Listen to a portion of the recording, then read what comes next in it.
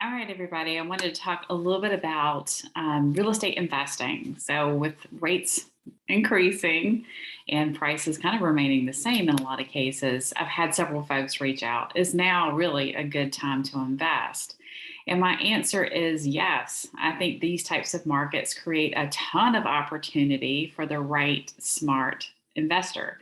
And so that's where we come in. If we are able to help guide, target select properties, and be really proactive in the search, again, with really smart analytics, I think it can be an amazing time to buy a property.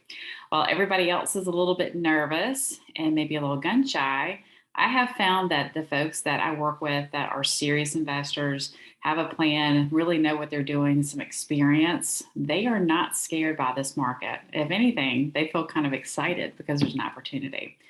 So, how can you, just like a regular person, how can you get in on the game and does it make sense for you? So, I wanted to walk everybody kind of through our approach on working with investors and how we really help guide them through this whole process. So the first thing is really trying to isolate properties that are a good opportunity to begin with, right? Just like when you're buying a property, you have to look at it through a certain lens. So it's not necessarily how much I love it and I'm going to use it, but where we're going to make the most opportunity from a revenue standpoint. So it comes down to, like most real estate, location. So I work in a beach market. We are coastal down here. So the closer I can get you to the coast, the actual ocean, then the better the rental opportunity is for you. So certainly location trumps everything. When people are looking for short-term rentals, they too want proximity, ease to beach and activities and restaurants and all those types of things too. So that's part of my criteria in the very beginning. What are some that I can just check the box? Location is really good. The next thing we really look at is, the amenities of the actual property itself. So pools, hot tubs, game rooms for kids, bonus rooms, bunk houses, outdoor showers, fire pits, all these types of things people are looking with their eyes when they're going through all of those properties. If it already has it there, that's another check mark in my book as far as amenities. And actually, you guys, pools can really gross you around $20,000 per year extra just for the fact that you have the pool. Not only does that give you extra income, it also helps you get extra weeks rented in those shoulder months. Shoulder months are outside of your typical rental season, right? Your May through August or early September. We're talking like your March, early April, your October. Still, the weather is pretty good. If we have a hot tub, people can use it. If there are other amenities, it draws people to that home. So that's a big thing. Bedrooms, a 3 bedroom versus a 4 bedroom versus a 2 bedroom. How many folks can we get in there? Could we have two families maybe combined together to rent? That's huge. More bedrooms, more better, usually on rental income. And then finally, condition. Just like anything else, when you're buying a home and when you're renting a home, you want one that's nice, right? That's not beat up, that's freshly painted, has some updated furniture, has all the little touches, makes you feel comfortable, makes you feel like you're in a luxury spot. If it's already done and built into the price, and that price makes sense, then that can be a great targeted rental property. Caveat, there's always an opportunity, right? So if you've got location checked off, maybe you've even got amenities checked off, but maybe the condition's a little off. When you get the right price, then maybe we can make up for that. But if I want something that's ready, turnkey, ready to go, I'm certainly looking at condition as another piece. So after we've highlighted a couple of properties, our next step is to evaluate what is the rental history, what has this property done, and what can be the rental projections. So this can be truly, truly tricky. There's lots of rental sites out there. You can plug in an address and it'll give you a projection. I find that most of those are insanely wrong. It's just kind of like a Zillow estimate. It's a good baseline, right? It gives me an idea of, property A versus property B, which one may have the most potential. But You really need someone like a property manager or, not necessarily me, I'll direct you to the right people. But what does that number look like? Is it realistic? Where are those numbers coming from? So we'll look at history, and if we have it there, that's perfect.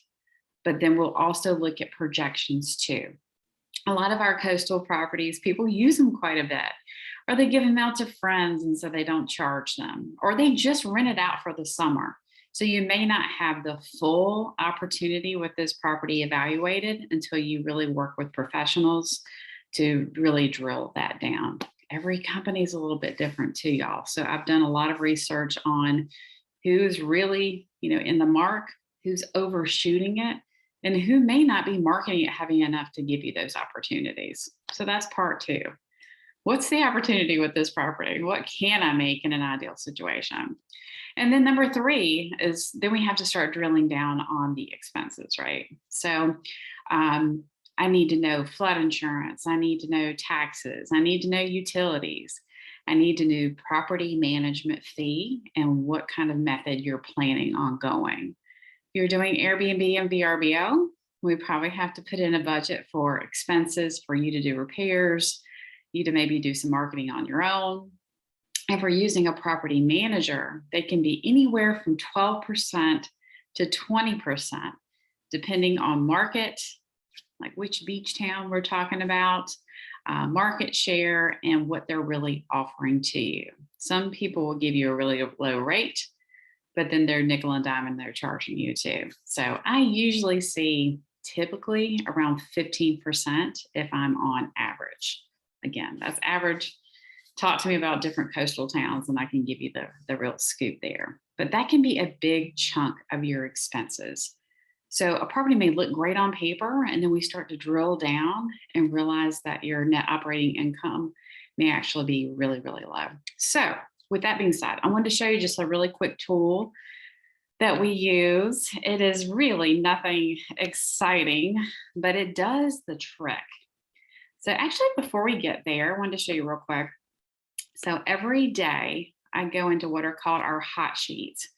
I actually go in there multiple times a day, and I evaluate new properties that have hit the market and what is their opportunity. Again, I'm looking for that location.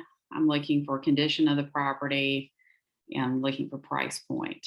So is there a marketable property that I feel like it's a good one to at least evaluate a little bit further?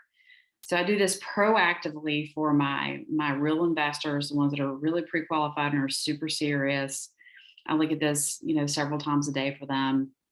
Wednesday, Thursdays, I get a little heavier with it because I find that's when the new listings are posted for people like me. And then we can go from there. Then I'll do video to show them condition and to get an idea if they like the property, period. And then when we really want to get into evaluating properties, we do something like this. So this is an investor that I'm working with. He and I kind of go back and forth on this shared Google document. And we have isolated probably over the last month or so, 25 properties that look pretty good, right? There's some opportunity there somehow, some way, location, price point, some things have kind of entered in our mind that this is a property we need to dig down on. So just to show you some of our columns to the left, just to save some privacy there, some property addresses. Then we have our purchase price, and then this is calculated for us. This is our net operating income, what he'll walk away with at the end of the day after our expenses are paid, his return on investment. So different investors look at it from a different point of view. Some just want to know that bottom line, that number, income, and some want to know what that percent is going to look like because it depends on how much they're putting in. Gross rental projection or history, if we've gotten an idea of what we think this property will rent for gross for the year, we'll put this number in. And then this is interest. So he is getting a loan. So we'll see, we'll have it's doing some calculations for us. We have our purchase price, it calculates his down payment and the interest rate currently that he's quoted. Now, as that has gone up, he has increased that. But this calculates the interest that he's paying every year towards that property. Management fee, 12% is what I've put in on some because we were looking in Oak Island, and Oak Island I find is really you can do 12%. One that we are really looking at, though, we were quoted at 15%, so we changed that calculation for that one as well. Then I have my flood insurance, homeowners insurance, including wind and hail. This can vary greatly too. If I don't have a number and I'm just doing some general projections, I'll put about 4,000 in there. Another one that we're looking at, we actually had all the insurance information and it ended up being around 9,000. So we put that in there as well.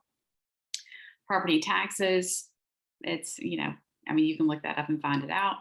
Electricity and water. So again, 30,000 foot view when we're just looking at something just generally. I'll put in some basic calculations. As we get a little bit more serious on a property or we have more info, then we put that in as well. And so you'll see one property we're looking at is listed at 910,000. It's doing about $100,000 in gross rental income, which looks pretty good. And then, he's going to pay interest, $50,000, management fee at around 12,000. He does not want to manage it himself. So after all is said and done, he knows that he has about $15,000 that he'll walk away with every year. Not to mention, he is getting appreciation with this property. He's able to write some things off for his taxes, some other advantages there, and he's running at an 8% return on this property. So he and I look at things, we evaluate, we talk in color coordination too. There's actually one that we really liked, went under contract, so we marked it as red. And then there's some that look actually pretty good and you plug the numbers in and it doesn't make sense. It begins to become red on you and you're like, ooh, okay. Glad I looked at it on a little bit of a deeper dive. So these are the types of things that we do for our clients. And look, if we are not, reinventing the wheel here. This is nothing unique, but I think what is unique about us is being proactive, trying to target select properties and really do the homework and do the math, right? Not just sending someone a pretty house to look at that looks like it might be reasonable. How can we help people, give them tools to make some really good financial decisions? So this client's tracking really well. I think he feels good about where we are in the process. And we're also going to be patient. You can't be someone that overreacts too quickly. If you're going to be a good investor, you have to time things right. You have to see with our seasonality of market, if we wait a little bit, are we going to see a few more price reductions? Strong possibility. As inventory increases, they'll have some downward pressure on price. So we're waiting that out. We're looking at expenses. Are there ways to get the rental opportunity up as well? So we're trying to make smart decisions, time decisions, and we're just being patient because when the right property comes up, all the data will tell us that it's a good decision to make. If we can help you with this process, or if you have any questions for me, always feel free to reach out. We're happy to help. Thanks so much.